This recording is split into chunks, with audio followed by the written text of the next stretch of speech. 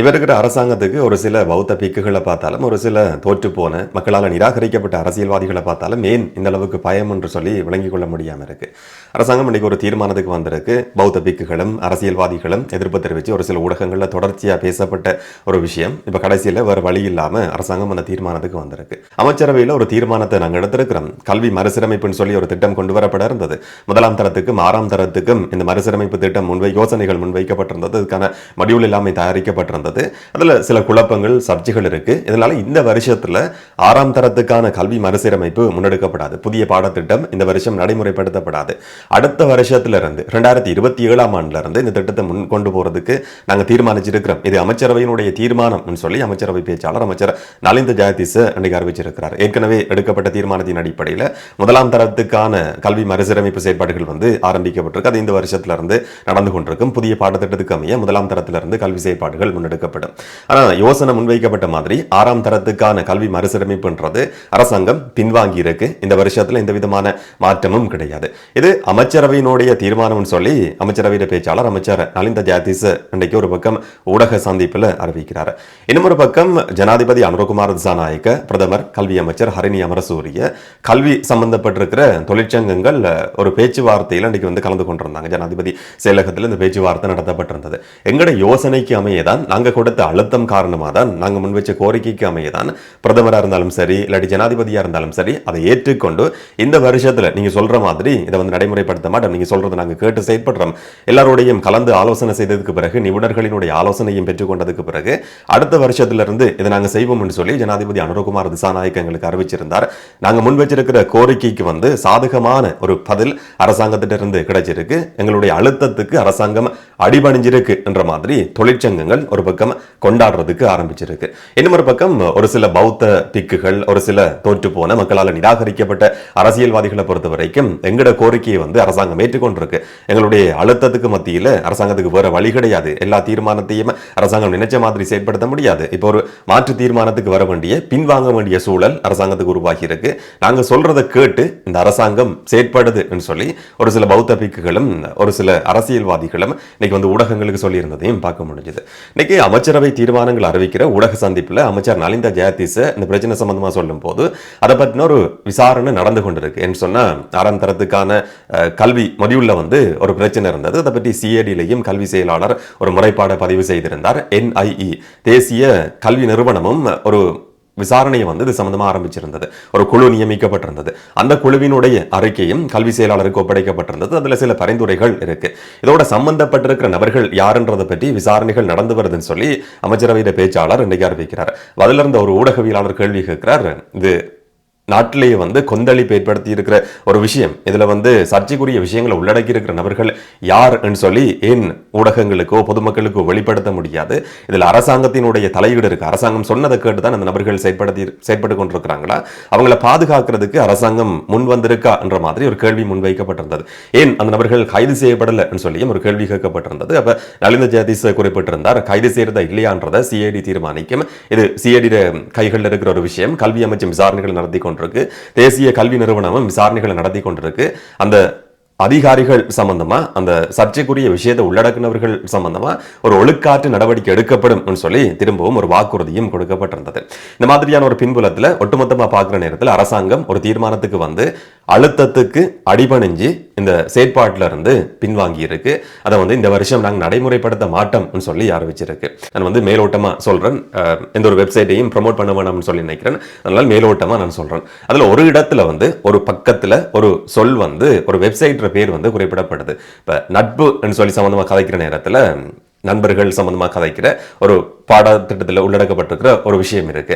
அதுல உதாரணத்துக்கு நட்பு சம்பந்தமா குறிப்பிடுறதுக்காண்டி ஒரு உதாரணத்துக்கான ஒரு வெப்சைட் குறிப்பிடப்படுது. இப்ப சும்மா உதாரணத்துக்கு சொல்லுமே நட்பு.com சொல்லி நாங்க ஏதாவது கதைக்கிற நேரத்தில், இப்ப நக்கலா கதைக்கிற நேரத்தில் நக்கல்.com சொல்லி நாங்க சொல்லுவோம். அந்த மாதிரி அதுல நட்பு சம்பந்தமா பேசப்படுற சந்தர்ப்பத்தில் நட்பு.com உதாரணத்துக்கு நான் சொல்றேன், நட்பு.com சொல்லி போடப்படுது.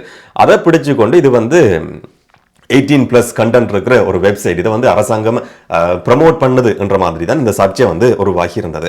இது ஒரு பக்கத்தில் ஒரு வெப்சைட்ல ஒரு இடத்துல குறிப்பிடப்பட்டிருக்கிற ஒரு விஷயம். அது சம்பந்தமா விசாரணைகள் நடத்தப்பட்டிருந்தது, ஒழுக்காற்று நடவடிக்கை எடுக்கப்படும் சொல்லி ஏற்கனவே வாக்குறுதி கொடுக்கப்பட்டிருந்தது, அந்த பக்கங்களை நீக்கிறதுக்கான தீர்மானம் எடுக்கப்பட்டிருந்தது. ஆனால் இது எல்லாத்துக்கும் மத்தியில் பௌத்த பிக்குகளா இருக்கலாம், ஒரு சில அரசியல்வாதிகளா இருக்கலாம், சில ஊடகங்களா இருக்கலாம், இது வந்து பெரிய பிரச்சனை. இலங்கையில் வந்து மேற்குலக நாடுகள் இருக்கிற மாதிரி வயது வந்தவர்களுக்கான ஒரு கலாச்சாரத்தை கொண்டு வர்றதுக்கு, அங்க இருக்கிற மாதிரியான ஒரு நடைமுறையை கொண்டு வர்றதுக்கு பிரதமர் கல்வி அமைச்சர் ஹரிணி அமரசூரிய முயற்சி எடுத்துக் கொண்டிருக்கிறார். இந்த அரசாங்கத்தினுடைய செயற்பாடுகள் வந்து எங்கட நாட்டுக்கு, எங்கட கலாச்சாரத்துக்கு ஒத்து வராத சில தீர்மானங்கள் தான் இந்த அரசாங்கத்தால் எடுக்கப்பட்டு வருதுன்ற மாதிரி ஒரு பிரச்சாரம் முன்னெடுக்கப்பட்டிருந்தது.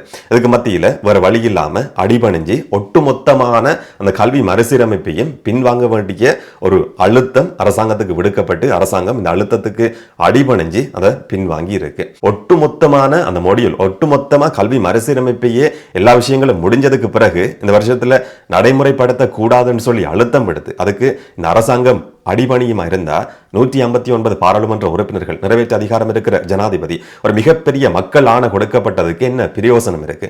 பௌத்த பிக்குகள் சொல்றதை கேட்டும் தோற்று போன மக்களால நிராகரிக்கப்பட்ட அரசியல்வாதிகள் சொல்றதை கேட்டும் தான் இந்த அரசாங்கம் செயற்படுமா இருந்தா எந்த விதமான ஒரு பிரயோசனமும் ஏற்பட போறது கிடையாது. கடைசியில பதவிக்காலம் முடியும் வரைக்கும் தங்களோட ஆட்சியையும் பதவியையும் பாதுகாத்துக் கொள்றது தவிர இந்த அரசாங்கத்துக்கு வந்து வேற வழி கிடையாது என்ற மாதிரியான தீர்மானங்கள் தான் அரசாங்கத்தால தொடர்ச்சி எடுக்கப்பட்டு வருது. நாங்க எடுத்திருக்கிற தீர்மானம் சரியானது, இது வந்து மாணவர்களுக்காக கொண்டு வரப்பட்டிருக்கிற மறுசீரமைப்பு, இதுல எந்த விதமான பிரச்சனையும் கிடையாது, சர்ச்சைக்குரிய ஒரு விஷயத்தை நாங்க நீக்கி இருக்கிறோம்னு சொன்னா அரசாங்கம் அந்த கொள்கையில அந்த தீர்மானத்துல உறுதியா இருந்திருந்தா அது பாராட்டப்பட ஒரு விஷயமா மாறி இருக்கும். இன்னைக்கு வேற வழி இல்லாம தங்களோட பதவிகளை பாதுகாத்துக் கொள்றதுக்காக இந்த போராட்டம் வேற திசையில திரும்புமோ என்ற பயம் காரணமா இப்ப அது வந்து கைவிடப்பட்டிருக்கு, அரசாங்கம் பின்வாங்கி இருக்கு. இலங்கையில் ஒரு கல்வி மறுசீரமைப்பு கொண்டு வரப்படும் சொல்லி பேச்சுவார்த்தை நடத்தப்பட்ட எல்லா காலகட்டங்களிலையும் முன்வைக்கப்பட்ட ஒரு விமர்சனம் சொன்னா மேற்குலக நாடுகளில் இருக்கிற கலாச்சாரத்தை இங்கேயும் திணிக்கிறதுக்கான முயற்சி முன்னெடுக்கப்படுதுன்றது. பாலியல் கல்வி சம்பந்தமா கதைக்கிற நேரங்களில் எல்லாம் அது LGBTQ இல்லாட்டி தன் பாலின ஈர்ப்பாளர்கள் சம்பந்தமா மாணவர்களுக்கு சொல்லிக் கொடுக்கிறது தான் இதை பற்றின ஒரு கல்வி மறுசீரமைப்பு என்ற மாதிரியான ஒரு பிற்போக்குத்தனமான நிலைப்பாடு ஒரு சில மதகுருமார் மத்தியிலையும் ஒரு சில அரசியல்வாதிகள் மத்தியிலையும் இருக்கு. பாலியல் கல்வி என்றது வருமனே பண்பாலின ஈர்ப்பாளர்கள் இல்லாட்டி LGBTQ சம்பந்தமா சொல்லிக் கொடுக்கிறது மட்டும் கிடையாது, அதுக்கு பின்னால ஏராளமான விஷயங்கள் இருக்குன்றது எங்கட அரசியல்வாதிகளுக்கும் தெரியாது, அதை விளங்கிக் கொள்ற நிலைமையிலையும் இல்லை. அப்படி தெரிஞ்சாலும் கூட அரசியலுக்காக இந்த விஷயம் இன்றைக்கு பயன்படுத்தப்பட்டிருக்கு.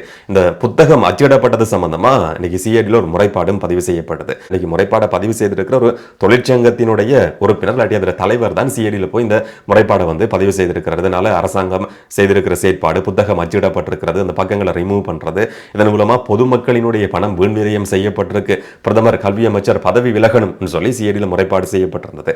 அவர் சொல்ற கணக்குன்னு சொன்னா 4 லட்சம் புத்தகங்களாம், அதுல ஒரு பேஜை ரிமூவ் பண்ற, ஒரு பேஜ் பிரிண்ட் பண்ணப்படுறதுக்கு 20 ரூபாய் செலவு செய்யப்பட்டிருக்கு, 2 பேஜுக்கு 40 ரூபாய் செலவு செய்யப்பட்டிருக்கு, கலர் பிரிண்ட் பண்ணப்பட்டிருக்கு. அப்ப 4 லட்சம் புத்தகங்கள்ல இருந்தும் 2 பக்கங்களை நீக்கிற நேரத்தில் செலவு செய்யப்படுற பணம் வந்து 16 கோடி ரூபாய் சொல்லி அவர் ஒரு கணக்கையும் காட்டியிருந்தார். நான் இந்த நம்ப சம்பந்தமா கலைக்கிற நேரத்தில் சில நேரங்களில் மாறி சொல்றது வளமையானது. அப்ப திரும்ப ஒரு செக் பண்ணுவோம்னு சொல்லி சும்மா கல்குலேட் பண்ணி பார்க்குற நேரத்தில் தான் பார்த்தேன் 1,60,00,000 ரூபாய் அவருடைய கணக்குப்படி பார்த்தாலும்.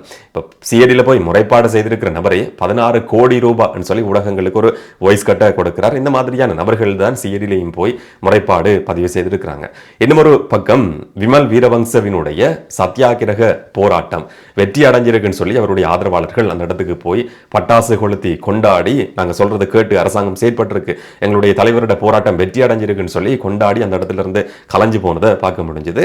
போராட்டம் முடிக்கப்பட்டதுக்கு கொஞ்ச நேரத்துக்கு முதல்ல ஒரு 10-15 பேரை கொண்ட ஒரு குழு வந்திருந்தது. விமல் வீரவங்சவுக்கு நாங்கள் எதிர்ப்பு தெரிவிக்கிறோம், அவர் இந்த இடத்துல இருந்து போராட்டத்தை கைவிட்டு வெளியேறணும் என்ற மாதிரி இன்னும் ஒரு கோரிக்கை முன்வைக்கப்பட்டிருந்தது. இதை பார்க்குற நேரத்தில் ஒரு நாடகம் மாதிரி எனக்கு அதை பார்க்குற நேரத்தில் அப்படித்தான் இருந்தது. என்னென்னு சொன்னால் விமல் வீரவங்ச ஓரமா நேற்று போலீஸும் அப்படித்தான் சொல்லியிருந்தது, எங்கேயாவது ஒரு ஓரமாக போயிருந்தது, கத்தி கொண்டு போங்கன்ற மாதிரி சொல்லப்பட்டிருந்தது. இப்போ ஊடகங்கள் அது பெரிய விஷயமா பேசப்படாது. இன்னும் ஒரு குழு வருது, எதிர்ப்பு தெரிவிக்கப்படுது, அந்த இடத்துல வந்து ஒரு அமைதியின் ஏற்படுதுன்னு சொன்னால் அது பிரேக்கிங் நியூஸாக மாற்றமடையும். இன்னைக்கு ஒரு சில ஊடகங்களில் பிரேக்கிங் நியூஸாகவும் அது போயிருந்தது. இது செட் பண்ணப்பட்ட ஒரு விஷயமான்ற ஒரு சந்தேகமும் இருக்கு. அந்த இடத்துல இருந்து இந்த செய்தி வெளிவந்ததுக்கு பிறகு அரசாங்கம் பின்வாங்கி இருக்கின்ற செய்தியை கேள்விப்பட்டதுக்கு பிறகு விமல் வீரவங்ச தன்னுடைய போராட்டத்தை முடிச்சு கொண்டு அந்த இடத்துல இருந்து வெளியேறி இருக்கிறார். நாங்கள் எப்ப திரும்பவும் போராடணும்ன்றதை தீர்மானிக்கிறது நாங்க கிடையாது, அரசாங்கம் தான் அதை தீர்மானிக்கும் சொல்லி ஒரு வாய்ஸ் கட்டையும் விமல் வீரவங்ச கொடுத்திருந்தார். அவர் அந்த இடத்துல இருந்து வெளியேற சந்தர்ப்பத்தில் அவருடைய ஆதரவாளர்கள் கோஷம் போடுறாங்க, நாட்டை காக்க வந்த தலைவனே, நாட்டை காக்கும் தலைவனே, வெற்றி கிட்டட்டும் உனக்கு, ஜேவேவா என்ற மாதிரி கோஷம் எழுப்பப்பட்டிருந்தது. அங்காலும் இங்காலும் இப்படி விமல் வீரவங்ச திரும்பி பார்த்ததுக்கு பிறகு அப்படி கத்த வேணாம், நீங்க இலவச கல்விக்கு ஜேவிவா வெற்றி கிட்டட்டும் என்ற மாதிரி கோஷம் போடுங்க என்றதும் இலவச கல்விக்கு வெற்றி கிட்டட்டும் என்ற மாதிரி கோஷம் போட்டு அவருடைய ஆதரவாளர்களும் அவரும் அந்த இடத்துல இருந்து கலைஞ்சு போயிருக்கிறாங்க. அரசாங்கம் அழுத்தங்களுக்கு அடிபணிஞ்சு இந்த வருஷத்துல நாங்க இதை நடைமுறைப்படுத்த மாட்டோம் சொல்லி பின்வாங்கி இருக்கு. அடுத்த வருஷத்திலேயே இது நடைமுறைப்படுத்தப்படுமா இல்லையா என்றதை நாங்க பொறுத்திருந்து பார்க்கலாம். இதை பற்றி நீங்க என்ன நினைக்கிறீங்கன்றத கமெண்ட்ல சொல்லுங்க. இன்னும் ஒரு வீடியோல இன்னும் ஒரு தகவலோட சந்திக்கலாம். வணக்கம்.